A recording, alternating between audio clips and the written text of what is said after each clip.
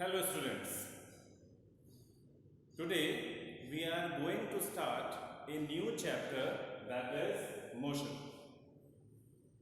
Students, ये जो chapter है ये दोबारा से हम इसको स्टार्ट कर रहे हैं क्योंकि ये चैप्टर अभी जो पुराने सेक्शंस थे उसमें स्टार्ट हो गया था, पर जो न्यू सेक्शंस बने हैं अभी उनमें ये चैप्टर स्टार्ट नहीं हो पाया, इसलिए we are going to start again this chapter from the starting. ठीक है, तो चैप्टर इज मोशन. ना मोशन का नाम दिमाग में आते ही उसके साथ साथ एग्जाम्पल भी हमारे दिमाग में आने शुरू हो जाते हैं. जैसे मोशन कैसे आया, तो मोशन का मतलब हुआ कि कोई ऑब्जेक्ट मूव कर रहा है, that is an object is in motion. For example, जैसे कोई रोड पे कार चल रही है तो मोशन में है, वो फैन मूव कर रहा है वो मोशन में है, एरोप्लेन उड़ रहा है वो मोशन में है. इसके अलावा अर्थ, ये सन और सन के चारों तरफ डिफरेंट प्लैनेट्स वो मूव कर रहे हैं. तो these are all the examples of motion. ठीक है, दैट इज, इसको अगर हम प्रॉपर तरीके से इसको डिफाइन करें, an object is in said to be in motion if its position changes with respect to time. That is, for example, जैसे अर्थ है,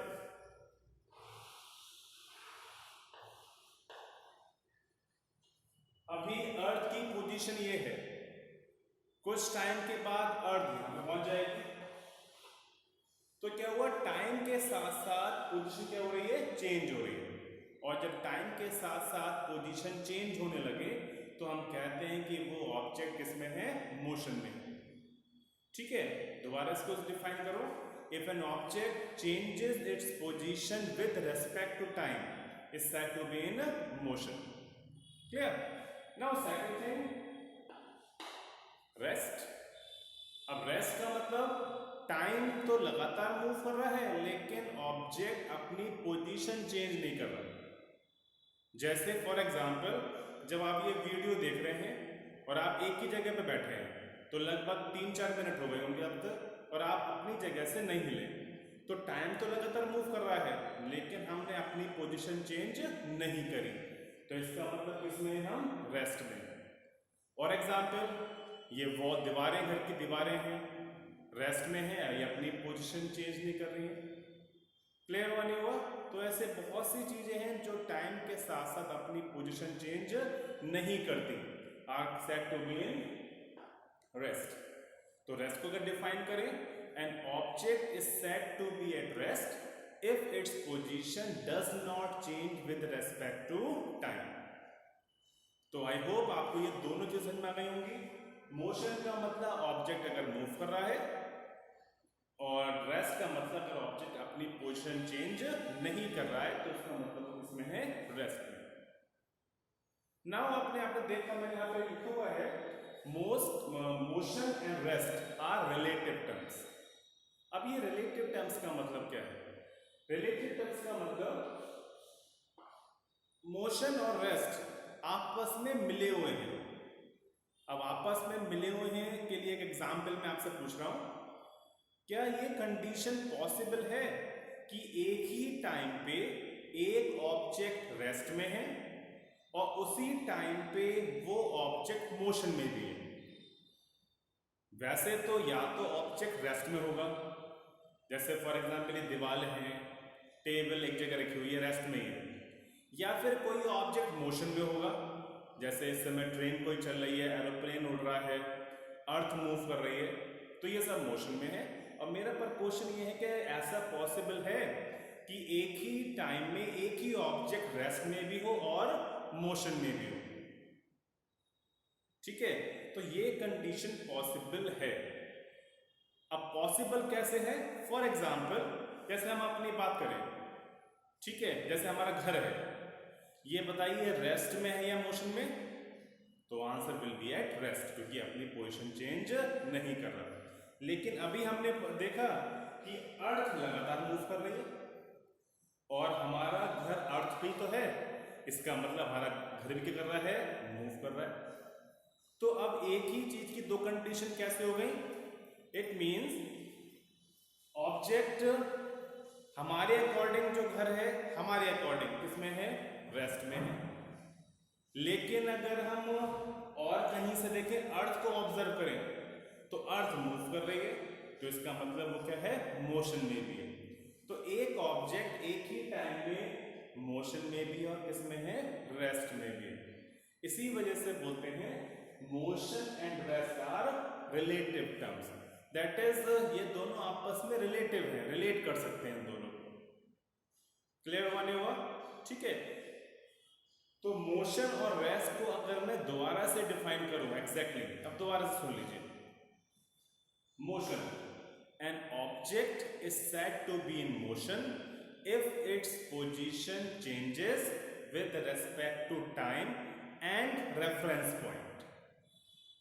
Or rest, an object is said to be at rest if its position does not changes with respect to time and reference point. Clear? Now second thing is, and the important part of this chapter,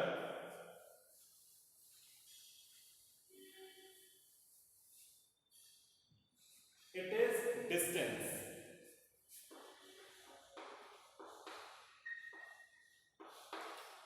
Now distance का मतलब दो points के बीच में कितना distance है। जैसे मैं आपसे पूछूं यहां से मुरादाबाद कितनी दूर है, संभल,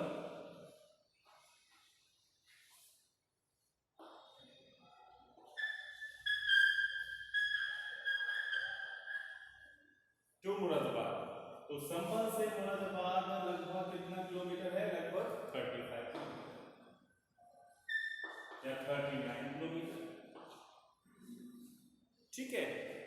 अब पर एक कंडीशन है, यहां से मुरादाबाद के लिए बिल्कुल स्ट्रेट लाइन तो नहीं है। दैट इज अगर यहां से हम मुरादाबाद जाते हैं अपने घर से तो टर्न भी आते हैं, कुछ वैसे भी रास्ते आएंगे, तब जाके हम मुरादाबाद पहुंचेंगे। दैट इज स्ट्रेट लाइन में। सो डिस्टेंस का मतलब एक्चुअल पाथ कवर्ड, हमने असल में कितना पाथ कवर किया, it is called as distance, ठीक है। फॉर एग्जाम्पल आप अपने घर से स्कूल के लिए आते हैं,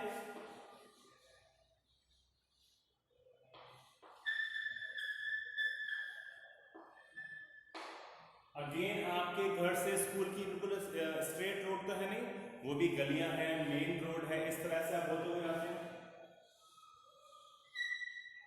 अब जाके अगर स्कूल पहुंचे तो what is distance, the actual path covered by the object, object ने असल में कितना पाथ कवर किया, it is called as distance. Now distance को मेजर किस में किया जाए, जैसे यहां से मैंने पूछा मुरादाबाद कितना है, तो आपने कहा लगभग 39 किलोमीटर, ठीक है। मैं आपसे पूछूं यहां से इस रूम की लेंथ कितनी है, जो भी आपका रूम है उसकी लगभग लेंथ कितनी है, तो फॉर एग्जांपल 10 मीटर, ठीक है। एक स्केल की लेंथ कितनी है, 15 सेंटीमीटर। सो किलोमीटर, मीटर, सेंटीमीटर, ये किस चीज को डिफाइन कर रहे हैं, डिस्टेंस को डिफाइन कर रहे हैं। तो व्हाट इज द यूनिट, तो क्या यूनिट हुई डिस्टेंस की, किलोमीटर, मीटर और centimetre, millimetre, these are all the units of distance. लेकिन यहां पे वर्ड यूज करेंगे बार बार,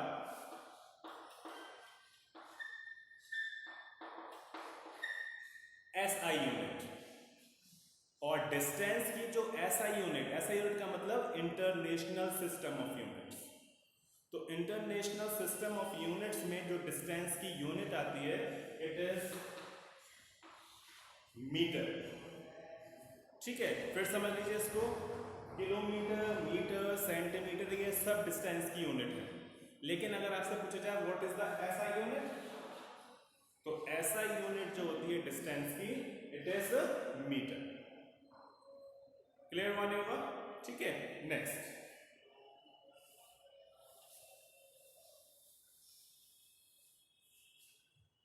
नेक्स्ट इज डिस्प्लेसमेंट।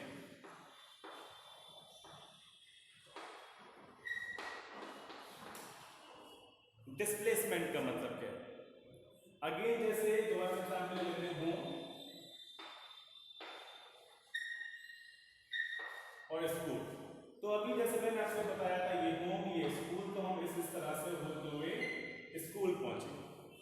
तो जैसे जैसे हमने पाथ कवर किया, it is called as distance, but displacement is the shortest path.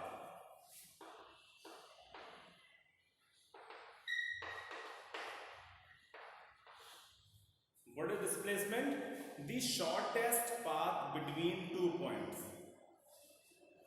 Home और स्कूल के बीच का जो शॉर्टेस्ट पाथ होगा वो हमेशा एक स्ट्रेट लाइन होगा। देखिए शॉर्टेस्ट पाथ, जब मैं यहाँ पे वर्ड यूज कर रहा हूं तो शॉर्टेस्ट का मतलब ये नहीं है कि पहले आप मेन रोड से आ रहे थे आप गली में से आ गए कि ये कम पड़ेगा, ये शॉर्ट डिस्टेंस है, वो वाला शॉर्ट नहीं।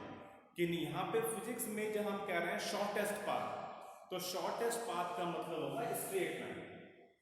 भले से वो प्रैक्टिकली 100% ऐसा ना हो, जैसे अगर आपके घर से लेके स्कूल के जरूरी कोई है कि बिल्कुल सीधी रोड हो कोई, ऐसा जरूरी नहीं है, प्रैक्टिकली पॉसिबल नहीं है कि बिल्कुल सीधी रोड हो गई।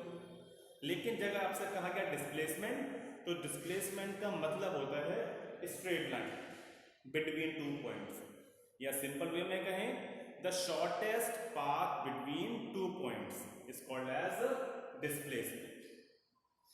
क्लियर? अभी एक न्यूमेरिकल करेंगे, उससे हमें क्लियर हो जाएगा कि डिस्टेंस और डिस्प्लेसमेंट का मतलब क्या है। अगेन यूनिट, डिस्प्लेसमेंट की भी वही यूनिट्स हैं जो डिस्टेंस की थी, kilometre, metre, centimetre, millimetre, these all are the units of displacement। लेकिन अगेन नेक्स्ट थिंग, अगर पूछा जाए what is SI unit, so the SI unit of displacement is metre. ये सारी की सारी डिस्टेंस की यूनिट है, लेकिन जब वर्ड आ जाए SI यूनिट का, तो उस कंडीशन में जो SI यूनिट होती है इट इज मीटर। ठीक है?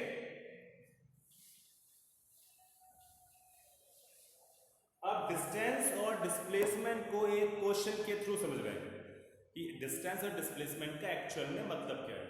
For example,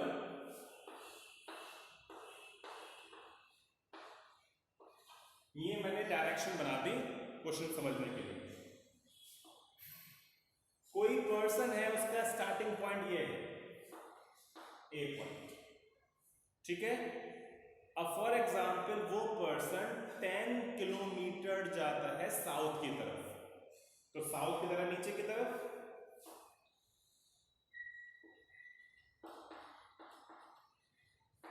kilometre south. अब फॉर एग्जाम्पल वो जाता है 5 किलोमीटर ईस्ट की तरफ, ईस्ट इधर है,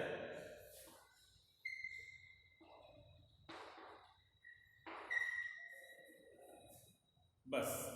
अब आपसे पूछा जाए कि डिस्टेंस और डिस्प्लेसमेंट बताइए, तो डिस्टेंस पहले बताते हैं। डिस्टेंस क्या बताया था? एक्चुअल पाथ कवर्ड, और actual path covered 10 plus 5,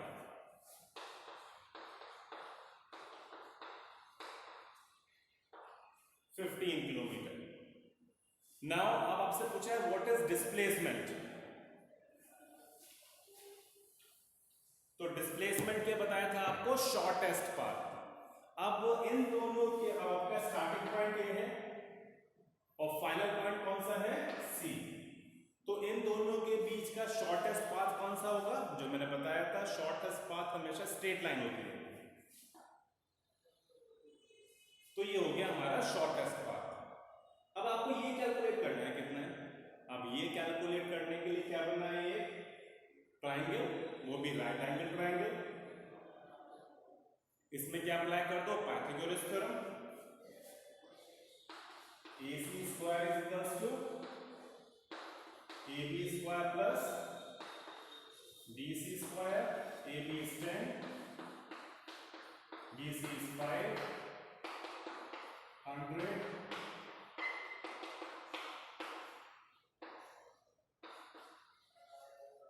125 kilometre, इसका अंडर रूट ले लीजिए इस स्क्वायर का।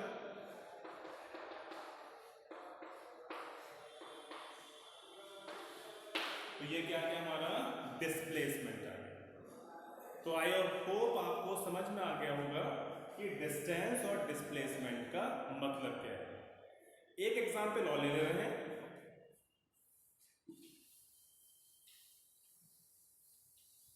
फॉर एग्जांपल कोई स्टूडेंट है, वो अपने घर से शॉप पे गया जो कि 20 मीटर पे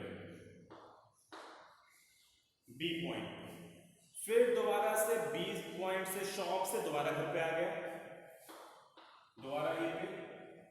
तो बताइए उसने कितना डिस्टेंस और डिस्प्लेसमेंट कवर किया। डिस्टेंस 20 इधर गया और 20 ही वापस आया,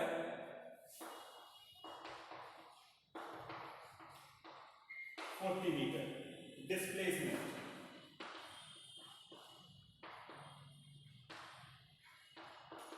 डिस्प्लेसमेंट अब बताइए स्टार्टिंग पॉइंट कौन सा था, ए, और फाइनल पॉइंट बी नहीं है क्योंकि वो ए से बी पे गया, बी से दोबारा से ए पे आ गया, तो फाइनल पॉइंट भी ए ही है, स्टार्टिंग पॉइंट भी ए और फाइनल पॉइंट भी बी।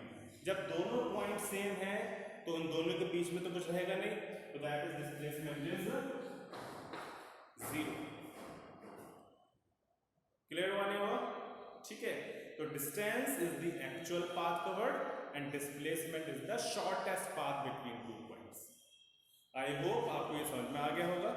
ठीक है, जिन स्टूडेंट्स ने ऑलरेडी वाला वीडियोस पहले देख चुके हैं तो उनको और क्लियर हो गया होगा, और जो नए स्टूडेंट्स हैं जो फर्स्ट टाइम देख रहे हैं इसको, वो प्रॉपर तरीके से इन नोट्स को अपनी कॉपीज में कॉपी करेंगे।